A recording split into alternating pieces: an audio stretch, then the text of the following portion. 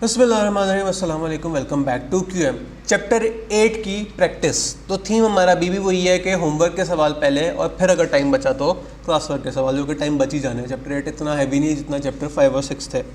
तो let's start with unit 1। For the given data compute mean. कैसे compute करें? तो 1 मिनट, मेरा कैलकुलेटर ब्रेक में मैं कहीं और रखाया, मैं 1 मिनट में आया और 1 मिनट भी नहीं हुआ मेरा कैलकुलेटर सामने ही पड़ा था। अब फॉर्मूला क्या कहता है? फॉर्मूला तो हमारे पास दो है, कौन सा वाला लगा है, ग्रुप डाटे वाला कि अनग्रुप डाटे वाला? तो ये हमें शक्ल से ग्रुप डाटा लग रहा है। इसका फॉर्मूला हमने पढ़ा था sigma F divided by sigma F x divided by sigma F. Calculate कर लेते हैं। सिग्मा एफ एक्स हमें एक कॉलम क्रिएट करना पड़ेगा। 5 0 ज़ा 0, 1 3 ज़ा 3, 2 2 ज़ा 4, 3 1 ज़ा 3। इन सारों को एडलेस कर लें तो 4 + 3 कितना, 7, 7 + 3 10, 10 डिवाइडेड बाय सिग्मा एफ क्या है, इन सारों का सम कर लें तो 5 + 3 8, 8 + 2 10, 10 + 1 11, 10 डिवाइड बाय 11 क्या होता है, 0.9 समथिंग होता है। तो क्या 0.9 कोई ऑप्शन है? हाँ जी, ये रहा 0.9। Next, a person wants to calculate average growth of the property. कौन सा वाला तरीका यूज होगा? परसेंटेजेस के केस में हम यूज करते हैं ज्योमेट्रिक मीन। आगे चलें। Arithmetic mean of a data set with 4 observations is 50। कौन सी वाली जो वैल्यू है वो पॉसिबल नहीं है? भला कैसे? 4 ऑब्जर्वेशन है और मीन जो है वो 50 है। ऐसा करते हैं, सिग्मा एक्स निकाल के देख लेते हैं। फॉर्मूला इन ग्रुप डाटा के केस में क्या था? Mean is equal to sigma X divided by N. हमारे पास मीन गिवन है यानी कि 50। वैल्यूज पुट करते हैं direct. 50 is equal to sigma X divided by N. N क्या है हमारे पास? गिवन है 4। तो सिग्मा एक्स क्या होगा? 50 × 4 यानी कि 200। अब 4 नंबरों का सम मिला के 200 है। तो which of the following can not be a possible value? 3 number अगर मिला के 200 है तो एक नंबर 250 कैसे हो सकता है? Option D is the right answer. हम कहेंगे 250 can not B an answer.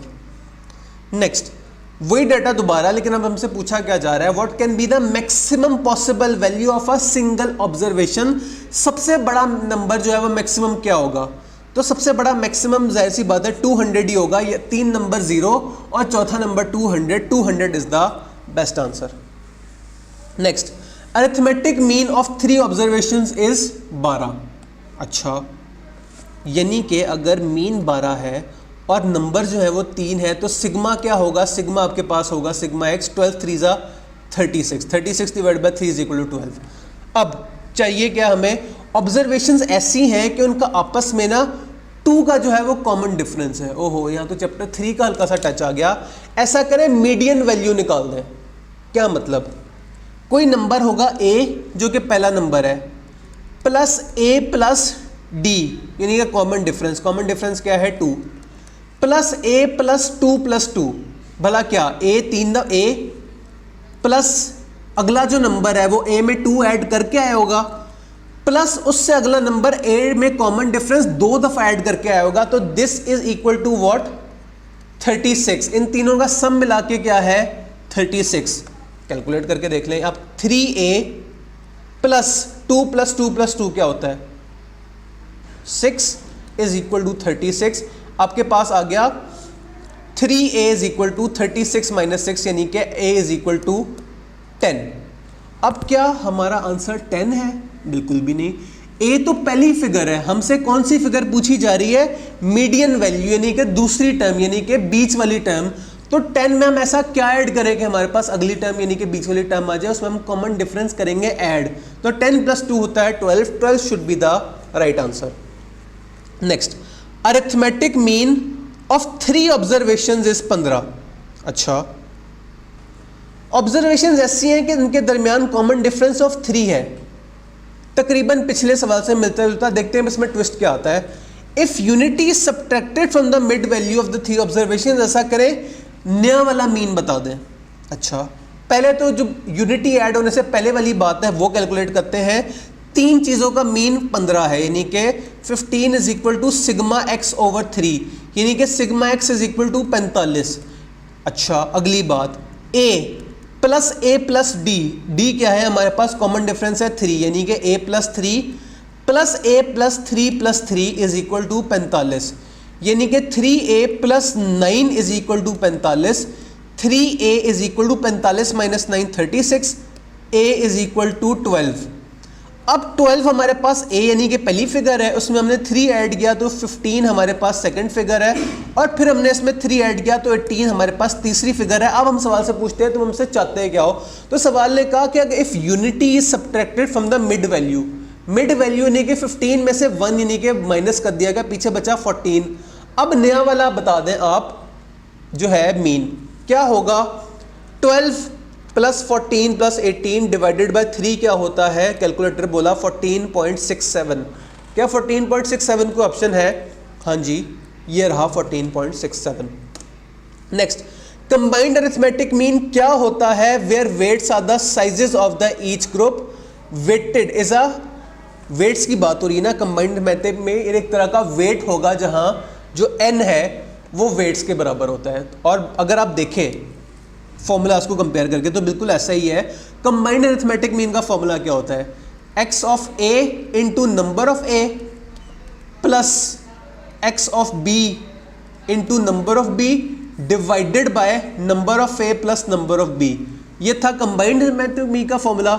Weighted का फॉर्मूला क्या होता है, sigma wx divided by sigma w, यानी कि टोटल नंबर दोनों के डिनोमिनेटर में आ रहा है, और x इंटू एक्स का सिग्मा दोनों के न्यूमरेटर में आ रहा है, तकरीबन सेम चीज़ है, तो हम कहेंगे कि वेटेड एवरेज और कंबाइंड अरिथमेटिक मीन जो है वो सेम चीज़ है तकरीबन। नेक्स्ट, एक क्लास में 20 लोगों थे और मीन मार्क्स जो थे वो लिए 25। अगर 18 बॉयज़ हैं और बॉयज़ के मीन मार्क्स है 20, तो highest possible marks of a girl student क्या हो गए, क्या हमें इंफॉर्मेशन गिवन है, क्लास में 20 स्टूडेंट थे यानी कि n हो गया हमारे पास 20, मीन मार्क्स थे 25, तो सिग्मा जो है वो क्या होगा, w सिग्मा x क्या होगा, तो 25 इंटू 20 आपके पास आ गया 500। 500 क्या है, 500 आपके पास है उस क्लास में मौजूद तमाम लोगों के मार्क्स का टोटल। ठीक है, यहाँ तक होपफुली क्लियर है। आगे चलते हैं। क्लास में 18 लड़के और उनके मीन मार्क्स है 20, यानी कि 20 is equal to sigma x divided by 18। 18 20 का क्या होता है भला, 20 टू 18 कैलकुलेटर बोला 360। 360 कौन है, 360 का क्या मतलब है, 360 बॉयज़ के मार्क्स का टोटल है। तो अगर क्लास में लोगों ने मिला के 500 नंबर लिए और उस 500 नंबर में से 360 नंबर लड़कों के थे, तो लड़कियों के कितने नंबर होंगे, 500 माइनस 360 आपके पास आया 140 मार्क्स है गर्ल्स के। अब सवाल मुझसे चाहता है क्या है, what is the highest possible marks of a girl student. Highest जो है डिफरेंस यही हो सकता है कि एक गर्ल ने 140 के 140 मार्क्स ले लिए हो, जबकि बाकी जो दूसरी गर्ल है उसने 0 मार्क्स लिए हो, तो highest possible number is 140। Next, same data दोबारा, लेकिन अब हमसे पूछा क्या जा रहा है, compute the total marks scored by the two girls. हमें अभी हमने कैलकुलेट किया है कि दोनों गर्ल्स ने मिल के 140 मार्क्स लिए हैं। नेक्स्ट, सिग्मा x 23 है, कैपिटल N 4 है, x कैलकुलेट कर दें, कैसे करें, ये x बार है दरअसल, तो सिंपली आप डिवाइड कर दें। 23 डिवाइड बाय 4 क्या होता है, 23 डिवाइड बाय 4 आपके पास आएगा 5.75। क्या 5.75 का ऑप्शन है, हाँ जी ये रहा 5.75। लगता है हमारे पास टिका के टाइम में, ऐसा करते हैं इसका क्लास वर्क भी अभी देख लेते हैं। तो थ्योरी वाले सवाल ये सारे एक नज़र आपने देखने वाले हैं। मैं कैलकुलेशन की तरफ ज़्यादा जा रहा हूँ, कैलकुलेशन में जो है वो कन्फ्यूजन ज़्यादा आती है, तो आप एक दफ़ा जो है वो गो थ्रू कर लें तो ये आपको बड़ी इजीली क्लियर हो जाएगा। चलें, ये सारे मिलते जुलते लग रहे हैं, इंक्रीज बाय 2 डिक्रीज बाय 2, इनमें से एक आधा देख लेते हैं। If each observation is decrease by 2, new set of observations पे क्या असर पड़ेगा। कॉन्सेप्चुअली हमें पता है कि जो नंबर एडलेस हो रहा है उसी हिसाब से हमारा मीन भी एडलेस हो जाएगा, लेकिन दिल की तसल्ली के लिए एक दफ़ा ये चीज़ प्रूव करके देख लेते हैं। तो हमारे पास 5 नंबर थे, 1 2 3 4 5, क्या मीन है इनका 3।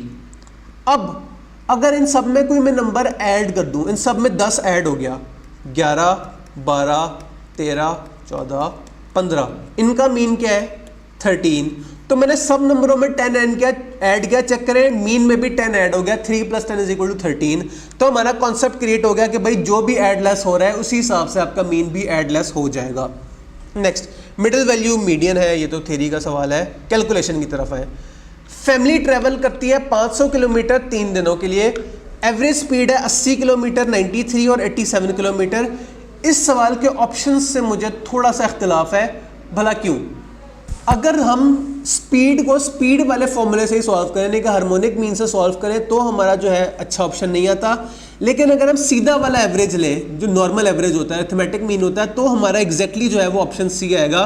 तो इसका असूलन जो आंसर है वो भला क्या होना चाहिए था? 3। फॉर्मूला क्या होता था हार्मोनिक मीन का? n over sigma 1 over x। अच्छा, अगर हम हार्मोनिक मीन वाले तरीके से सॉल्व करें, क्या हम लिखेंगे? 1 over 80 plus 1 over 87 plus 1 over 93। इससे जो आंसर आएगा that should be the right answer. लेकिन असल में जो 86.7 आ रहा है वो कैसे आ रहा है? 80 प्लस 87 प्लस 93 डिवाइडेड बाय 3, जो कि अरिथमेटिक मीन का फॉर्मूला होता है। तो इसलिए हम सी जो है वो ऑप्शन टिक कर रहे हैं। असूलन इसका ऑप्शन कुछ और होना चाहिए था। नेक्स्ट, वो वाला अरिथमेटिक मीन जो कि रेशियोज वगैरह के लिए यूज होता है, तो वो होता है ज्योमेट्रिक मीन। नेक्स्ट, 4 ईयर्स में एम्प्लॉई साहब की सैलरी इस हिसाब से इंक्रीज हुई है 1 2 3 4। ऐसा करें, रेशियोज का चेंज निकाल दें और परसेंटेज चेंज निकाल दें। क्या हमारे पास फॉर्मूला था? 4 square root 1.072 into 1.086 into 1.069 into 1.098। इन सारों को आप, ये सारा स्क्वायर रूट के अंदर है, याद रखिएगा, ये वो मैंने न्यूमरेटर डिनोमिनेटर नहीं किया। तो कैलकुलेटर पे चलो कर लेते हैं। लिखा मैंने square root 4 1.072 into 1.086 into 1.069 into 1.098। Calculator बोला 1.08118, यानी कि 1.082 भी हम कह सकते हैं। किस तरह का ऑप्शन है? तो सबसे क्लोजेस्ट ऑप्शन हमें ये लग रहा है। लेकिन एक मिनट, ये रेशो तो ठीक है, लेकिन क्या परसेंटेज इंक्रीज 8.6% ही है? वो भी देख लेते हैं। अज्यूम करके देख लेते हैं कि भाई क्या शुरू में सैलरी होगी। तो हम अज्यूम करते हैं कि इस बंदे की सैलरी थी 1 लाख। अच्छा, हमारे पास आ गया 1 लाख। 1 लाख की अब इस पे 4 सालों का जो है वो जो है ग्रोथ भी देख लेते हैं। 1 lakh into 1.072 into 1.086 into 1.069 into 1.098। क्या 3 साल बाद फिगर आई? 136.64। तो 136.64 माइनस 100 डिवाइडेड बाय 100 देखें आपके पास क्या परसेंटेज चेंज आती है। तो आपके पास परसेंटेज चेंज तो जाहिर सी बात है 36% आएगी। लेकिन अगर हम इसे डिवाइड बाय 4 करें तो पर साल आपके पास एवरेज क्या आ रही है? 9.16%। तो ये जो परसेंटेज है हमें ठीक नहीं लग रही है, हमें मजबूरन जो है नॉन ऑफ दीज पे टिक करना पड़ेगा। नेक्स्ट, इन सारे नंबरों का मीडियन बता दें। क्या नंबर है हमारे पास? ये इन्हें असेंडिंग ऑर्डर में लिखते हैं। सबसे छोटा नंबर 79, फिर उससे बड़ा नंबर 82, फिर उससे बड़ा नंबर 86, फिर 92, फिर 93। सबसे मिडिल नंबर में साफ नज़र आ रहा है 86 है, तो 86 को ऑप्शन है। हाँ जी, ये रहा 86। नेक्स्ट, ऐसा करें मीडियन बता दें इन सारे नंबरों का। असेंडिंग में हमें अरेंज करना पड़ेगा। 2.3 पहला नंबर, फिर उससे छोटा, उसके बाद है 2.5, फिर आया 2.9, फिर आया 3.1, फिर आया 3.6 और फिर आया 4.3। 1 2 3 4 5 6, नहीं कोई हमने मिस कर दिया। 1 2 3 4 5 6, हाँ 6 ही है। तो 6 प्लस 1 डिवाइडेड बाय n, यानी कि 7 डिवाइडेड बाय 2, यानी कि 3.5 फिगर जो है वो आपका मीडियन है। 3.5 फिगर का क्या मतलब है? तीसरी फिगर और चौथी फिगर का एवरेज। तो 2 प्लस 9 प्लस 3.1 डिवाइड बाय 2 क्या होता है? पूरा 3। तो 3.0 is the right answer. Next, वो वाली वैल्यू सबसे ज़्यादा आती है, वो क्या कहलाती है? वो मोड कहलाती है। इन सारे नंबरों का मोड निकाल दे। तो देखिए भाई कौन सा नंबर सबसे ज़्यादा दफ़ा आ रहा है? 2.5 एक दफ़ा आया, 3.6 एक दफ़ा आया, 3.1 एक दफ़ा आया, 4.3 एक दफ़ा आया। भाई हमने कहा कि इसका कोई भी जो मोड है वो एग्जिस्ट नहीं करता, सारे नंबर एक एक दफ़ा ही आ रहे हैं।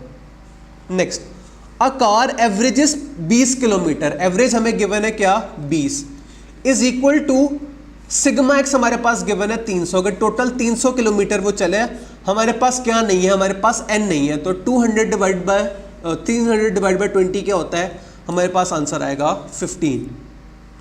नेक्स्ट, एक साहब ने 5000 इन्वेस्ट किया इतने रेट पे, 6300 इन्वेस्ट किया इतने रेट पे, 4500 इन्वेस्ट किया इतने रेट पे, ऐसा करें एवरेज परसेंटेज बता दें। कैसे कैलकुलेट करेंगे? डिनोमिनेटर में हमने लिखे सारे के सारी प्रिंसिपल्स, 5000 प्लस 6300 प्लस 4500।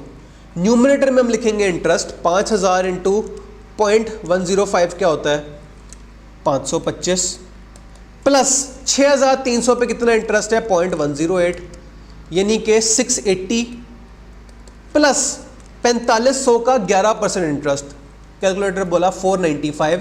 ये सॉल्व कर ले, ज़रा कर लेता हूँ मैं भी। 525 plus 680 plus 400 495 divide by 5000 plus 6300 plus 4500। Calculator से आवाज़ आई 10.75%। क्या इस तरह का ऑप्शन है?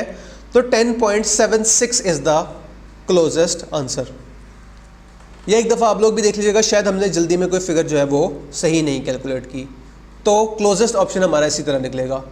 Next, what is the average for a student who received इतने marks and on 3 mid terms and 79 on the final exam. Final exam की जो वेटेज है वो 3 गुना ज़्यादा है as compare to normal test. क्या वेटेड एवरेज का हमारे पास फॉर्मूला था?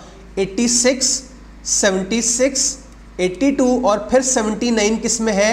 मिड टर्म में। इन सब की वेटेज क्या है? 1, 1, 1। ये जो फाइनल एग्जाम है इसकी वेटेज क्या है? 3 टाइम्स ज़्यादा। तो 86 एज इट इज़ आ गया, 76 एज इट इज़ आ गया, 82 एज इट इज़ आ गया, 79 3 से मल्टीप्लाई होकर आएगा, 79 3 ज़ा 237।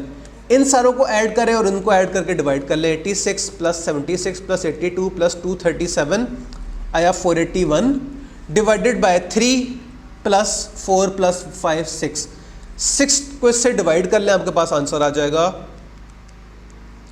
आंसर आया 80.16। क्या इस तरह का ऑप्शन है? तो क्लोजेस्ट हमारे पास आंसर आ रहा है 80। स्टिल एक दफ़ा से दोबारा वेरीफाई कर ले। 86 plus 76 plus 82 plus 79 into 3 divided by 3 plus 1 plus 1 plus 1। तो कैलकुलेटर पे एग्जैक्ट आंसर आ रहा है। भला क्या? सिंटैक्स एरर, मगर क्यों? ठीक है, मैंने कैलकुलेटर नहीं सही, ब्रैकेट नहीं सही पुट किया। ले जी, अब आंसर आएगा 80.16। हाँ जी, बेस्ट ऑप्शन हमारा 80 ही लग रहा है क्योंकि क्लोजेस्ट 80 से ज़्यादा है। नेक्स्ट, 3 क्लासेस के स्टेटिस्टिक्स जो है वो एवरेज ये है, नहीं 83, 80 और 76 है हमारे पास एवरेज, और ये है हमारे पास नंबर ऑफ स्टूडेंट्स। 28 बंदे एक जगह, 32 बंदे एक जगह, 35 बंदे एक दफ़ा। ये किस चीज़ का सवाल है? कंबाइंड अरिथमेटिक मीन का सवाल है। क्या फॉर्मूला था? 80 into 28 plus 80 into 32 plus 76 into 35 divided by n of a plus n of b plus n of c, यानी कि तीनों ऐड करके 28 प्लस 32 प्लस 35। ये सारा एडलेस करें कैलकुलेटर पे, मैं भी करता हूँ साथ साथ, आप भी करें। 83 into 28 plus 80 into 32 plus 76 into 35 divided by 28 plus 32 plus 35। Calculator ने कहा, क्या कहा कैलकुलेटर ने? 79.41। कैसा है? कोई ऑप्शन है? हाँ जी, 79.41 is the right answer. Sum of deviations of mean is always, किसकी बात हो रही है? Deviations of mean. तो ये भी अभी कैलकुलेट करके देख लेते हैं। वैसे कॉन्सेप्ट हमें पता है कि सम ऑफ डिविएशंस ऑफ मीन हमेशा 0 होता है, लेकिन स्टिल एक दफ़ा दिल की तसल्ली के लिए हमारे पास 5 नंबर थे, 1 2 3 4 5। इनका मीन क्या है? 3। डिविएशंस फ्रॉम मीन का क्या मतलब है? इन्हें मीन में से माइनस किया जाए। लाइक फॉर एग्जांपल 1 2 3 4 5, इन सारों में से मीन माइनस किया जाए, यानी कि 3 माइनस किया जाए, तो क्या आएगा? 1 माइनस 3 माइनस 2, 2 माइनस 3 कितना? -1, 3 माइनस 3 0, 4 माइनस 3 1 और 5 माइनस 3 2। इन सारों का सम क्या आएगा? +2 -2 से कैंसिल, 1 -1 से कैंसिल, पीछे बचा 0, तो हमेशा ये होता है 0। नेक्स्ट, अगर सिग्मा x माइनस 7 जो है वो 0 है तो x किसके बराबर होगा? यही एग्जैक्ट ये कॉन्सेप्ट कि अगर किसी चीज़ में से 7 माइनस किया जाए और उन सारों का सम 0 है तो ज़रूर जो मीन है वो 7 ही होगा। अच्छा, next, sum of square of deviations from mean is always, ये हमेशा जो है वो 0 से ज़्यादा होगा। भला कैसे? अगर हम इनका स्क्वायर करें, -2 का स्क्वायर क्या होता है 4, -1 का स्क्वायर क्या होता है 1, 0 का स्क्वायर 0, 1 का स्क्वायर 1, 2 का स्क्वायर 4। इसका आंसर जो भी आएगा 1 से तो ज़्यादा ही आएगा, 0 से ज़्यादा ही आएगा, हम कहेंगे it is always more than 0। Next, statistical measures of mean, जो डाटा के सेंटर पॉइंट के बारे में बात करते हैं वो क्या होते हैं, वो मेजर्स ऑफ सेंट्रल टेंडेंसी होते हैं। वो वाला मीन जिसमें 6 ऑब्जर्वेशंस थी वो कैलकुलेट किया गया 30। अच्छा, इसके लिए हम तो इसी जगह बनाते हैं, 6 ऑब्जर्वेशंस थी, मीन आया 30, तो सिग्मा एक्स कितना होगा, 6 30 18, सिग्मा एक्स था 180। आगे चले, पता चला ड्यूरिंग एन इनपुट के एक नंबर जो कि 31 था उसे गलती से 13 लिखा गया। अक्सर कैलकुलेटर पे इस तरह की गलती हो जाती है कि नंबर्स आगे पीछे हो जाते हैं। ऐसा करें, सही वाला मीन बता दें, तो सही वाला मीन निकालने के लिए हमें अपनी से गलती जो है वो माइनस करनी पड़ेगी और जो हमने चीज़ मिस कर दी वो ऐड करना पड़ेगा, यानी कि 18 माइनस 13 प्लस 31 क्या बना, ये 180 माइनस 13 प्लस 31, ये बना 198। 198 डिवाइडेड बाय 6 क्या होता है, 198 डिवाइडेड बाय 6 होता है 33। 33 is the right answer. Next, इनमें से कौन सी बात जो है वो सच्ची है, formula for arithmetic mean is sum of observation divided by total number of observations. हाँ जी, हमें सच्ची लग रही है बात। Algebraic sum of divisions is the observation is always 0, divisions from mean, अभी हमने पिछले पेज पे तो देखा है हमेशा 0 होती है। हाँ जी, ये बात भी सच है। और harmonic mean is not use for everything, speed नहीं यार, एक ही तो उस बेचारे की जिंदगी का मकसद है कि वो स्पीडें कैलकुलेट कर सके, तो 1 और 2 सच है और 3 जो है वो सच नहीं है। 8.44, इनमें से कौन सी बात सच है, मोड वो वैल्यू है जो 2 टुकड़ों में डिवाइड करती है, बिल्कुल भी नहीं, वो मीडियन होता है। और sum of squares of the division from mean is minimum, हाँ जी, हमेशा 0 से ज़्यादा ही होता है, मिनिमम हो या ना हो, तो हम कहेंगे कि दूसरी जो बात है वो सच है। This was unit 1। यूनिट 2 चलते हैं, ये आ गया unit 2। The unit of measurement of coefficient of variation क्या है। कोएफिशिएंट ऑफ वेरिएशन याद रखें, हमने मैट्रिक में और एफएससी में भी पढ़ा था कि कोएफिशिएंट्स का यूनिट नहीं होता।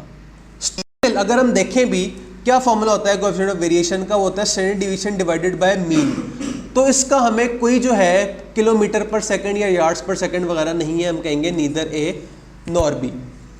Next, average and daily sales of, ये 1 2 3 4 बंदे हैं, इन सब का आपने क्या निकालना है, इनकंसिस्टेंट इनमें से कौन है। इनकंसिस्टेंसी निकालने के लिए हम कौन सा फॉर्मूला यूज करते हैं, उसका कोएफिशिएंट ऑफ वेरिएशन का। कोएफिशिएंट ऑफ वेरिएशन का फॉर्मूला होता है मीन डिवाइडेड बाय और standard division divided by mean.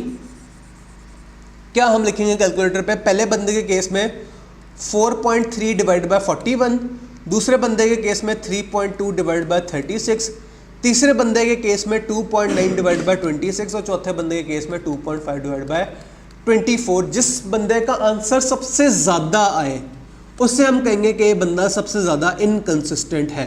तो ये आगे से आपके हवाले।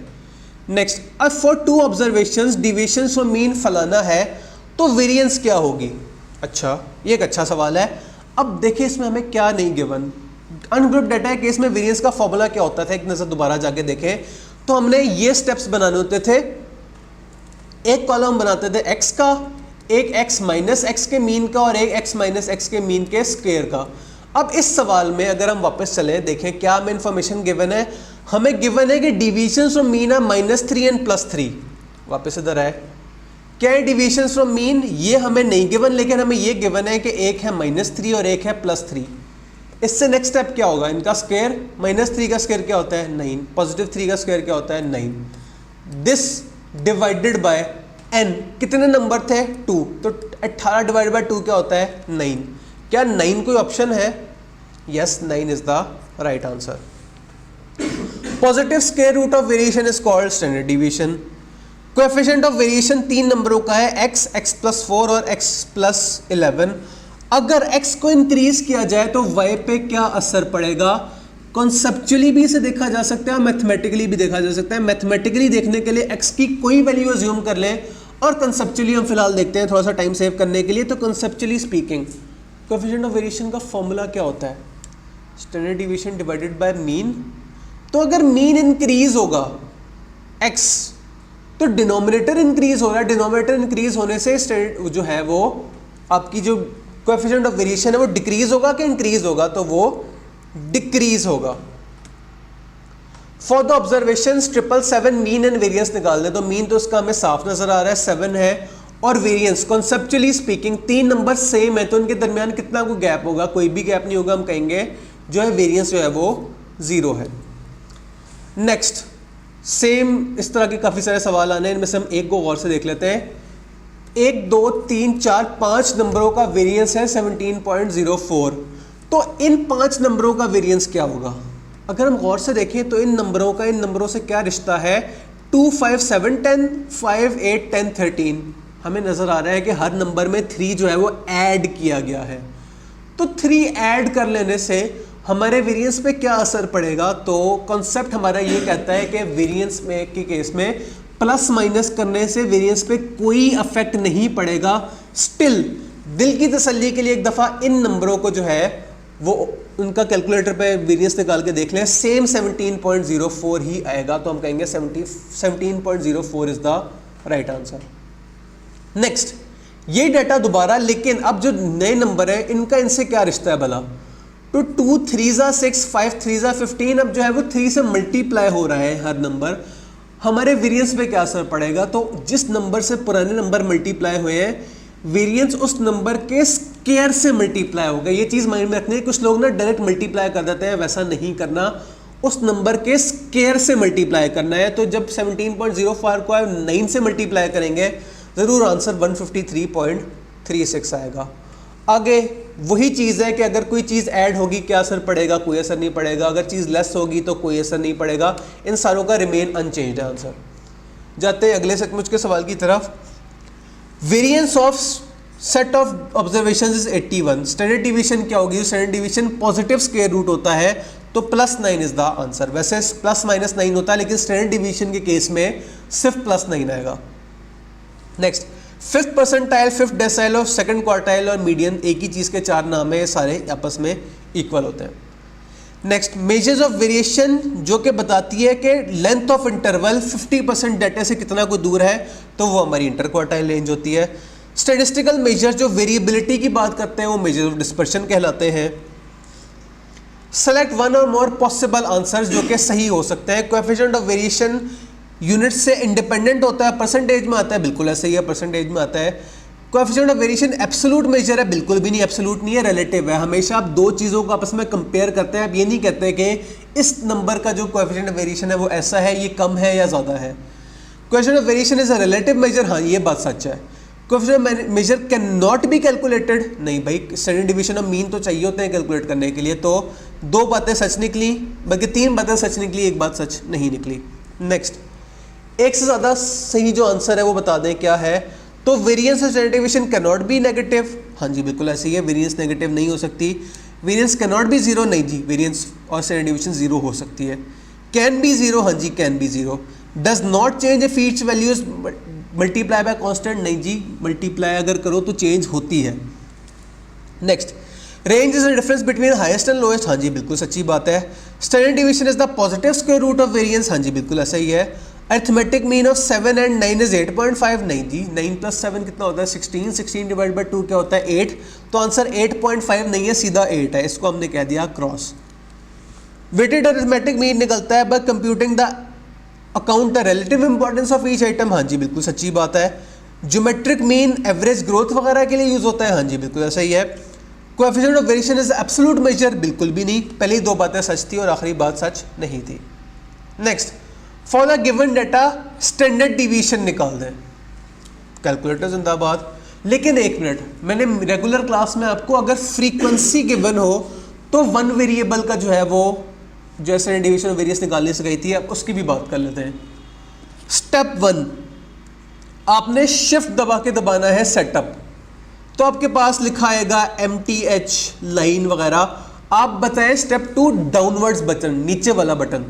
स्टेप 2 ये वाला बटन, ये जो बीच में गोला नहीं है, इसमें आपने नीचे वाला बटन दबाना है। तो आपके पास लिखा आएगा option number 4 STAT stat. Stat में गए, वो आपसे पूछेगा फ्रीक्वेंसी ऑन या ऑफ। आप फ्रीक्वेंसी, इस तरह के सवालों के लिए आपको मजबूरन ऑन करनी पड़ेगी, आपने ऑन पे क्लिक किया। फिर यहाँ से ऑनवर्ड्स वही स्टेप है स्टैंडर्ड डिवीजन वगैरह का। आप सेटअप में गए, आप स्टैट्स में गए, आप 1 वेरिएबल में गए, आपने वैल्यूज पुट की 0 1 2 3। नेक्स्ट हमने फ्रीक्वेंसीज पुट की, आंसर है 5 3 2 1। मैंने AC दबाया, मैं शिफ्ट दबा के स्टैट दबाया, मैं वेरिएंस में गया और मैंने स्टैंडर्ड डिवीजन पे क्लिक किया। कैलकुलेटर बोला स्टैंडर्ड डिवीजन इज 0.9958, तो बेस्ट आंसर इज 0.9959। नेक्स्ट ऐसा करें, कोएफिशिएंट ऑफ वेरिएशन निकाल दें। Standard division divide by mean, 20 divide by 80 क्या होता है? 2 1 2, 2 4 4, 2 4 8, 1/4 क्या होता है? 25%। 25% is the right answer. Next, standard division of two numbers A and B is 2.5।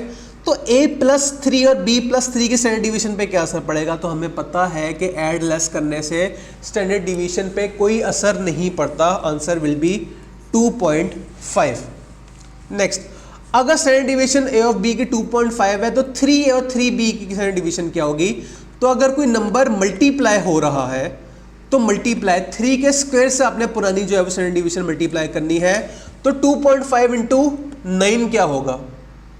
तो लेकिन एक मिनट, स्क्वायर से तो आप वेरिएंस के केस में करते हैं, स्टैंडर्ड डिवीजन के केस में आपने 3 से ही मल्टीप्लाई करना है। तो 2.5 3 जा 7.5 स्टैंडर्ड। अगर यहाँ लेकिन लिखा होता वेरिएंस निकाल लें तो फिर आप 9 से मल्टीप्लाई करते हैं 2.5 को। लो जी, ये तो प्रैक्टिस हमारी जल्दी हो गई। Next, the real dash of the mean is it is not affected by extreme values. ये अच्छी बात है कि जो मीन है वो एक्सट्रीम वैल्यू से अफेक्ट नहीं होता। The median is dash by extreme values and gives a truer average. अच्छा, मीन जो है वो अफेक्ट होता है एक्सट्रीम वैल्यू से, तो मीडियन जो है वो एक्सट्रीम वैल्यू से इन्फ्लुएंस नहीं होता। अभी हमने करके भी देखा था कि 1 2 3 4 5 ये हमारे पास एक ज़्यादा फिगर्स है और एक्सट्रीम वैल्यूज हमने ऐड कर दी 200, तो हमारा जो मीडियन है वो 3 से बढ़ के 3.5 हो गया था, तो एक्सट्रीम वैल्यू से अफेक्ट नहीं पड़ा। इनमें से कौन सी वाली एवरेज ऐसी है जो कि क्वालिटेटिव भी यूज़ की जा सकती है, क्वांटिटेटिव भी यूज़ की जा सकती है? तो वो है मोड। भला कैसे? अगर कोई मुझसे कहे हाँ यार ये टेस्ट हुआ था, इसमें लोग कितने मार्क्स हैं, तो मैं उन्हें ये कहूँगा कि आमतौर पे एवरेज जो मार्क्स हैं वो 20 है, या मैं ये कहूँगा कि जो मीडियन है वो 20 है, या मैं ये कहूँगा कि ज़्यादातर लोगों के ना जो 18-19 मार्क्स थे। तो आमतौर पे डेली लाइफ में मोड जो है वो मीडियन से ज़्यादा यूज़ होता है, तो mode should be the right answer. Next, हमारे पास अभी टाइम काफ़ी पड़ा है, चैप्टर हमने पूरा कर लिया, कोई बात नहीं। जो सवाल हमने जल्दी में देख लिए थे उन्हें हम ज़रा दोबारा देख लेते हैं। तो ये सवाल थे, बल्कि ऐसे की तैसे हमने सारा कर तो लिया है। तो ये है कि ऐसा करते हैं, आज की क्लास भी हम थोड़ा सा जो है वो जल्दी वो करते हैं। हमने चैप्टर 8 100% जो है वो गो थ्रू कर लिया, जितना हमें टाइम चाहिए था उससे हमने पहले ही कर लिया। तो नेक्स्ट वीडियो में हम मिलते हैं विद चैप्टर 9 एंड 10। ये था हमारा चैप्टर नंबर 8, जिसकी हमने जो है वो काफ़ी हद तक प्रैक्टिस कर ली। ICAP की बुक हमने 100% कर ली। बाकी इसके अलावा आपके पास जो है प्रैक्टिस मटेरियल तो अवेलेबल है ही। तो आज भी जो है वो आपको जल्दी छुट्टी दी जाती है। कल मिलते हैं चैप्टर विद 9 एंड 10। तब तक के लिए अल्लाह हाफ़िज़।